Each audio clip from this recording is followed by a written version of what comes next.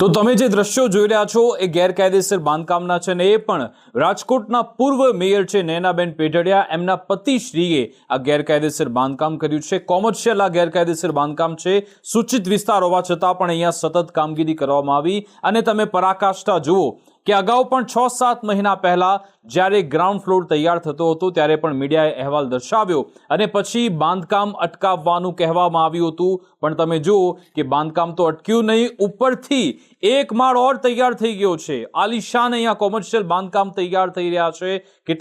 કેટલીક દુકાનો પણ અહીંયા તૈયાર થઈ ગઈ, પાણીના કનેક્શન પણ મળી ગયા એવી પણ વાતો છે। તો તમે જુઓ કે કેવી બે અલગ અલગ સ્થિતિ છે।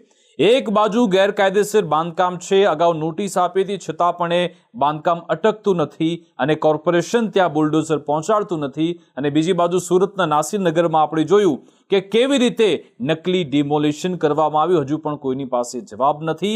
ન રાજકોટનો કોઈની પાસે જવાબ છે કે ગેરકાયદેસર બાંધકામ હોવા છતાં કેમ સતત આગળ વધી રહ્યું છે, નોટિસ હોવા છતાં પણ તેને કેમ તોડવામાં નથી આવતું। અને સુરતમાં પણ એવી સ્થિતિ છે કે ભાઈ આ બુલડોઝર અહીંયા કોણ ચલાવી ગયું, કોણે ડિમોલિશન કર્યું, શું અહીંયા ડિમોલિશન થશે કે કેમ, શું અહીંયા ડિમોલિશન કેમ થયું એનો જવાબ મળશે કે કેમ, કોઈને ખબર નથી।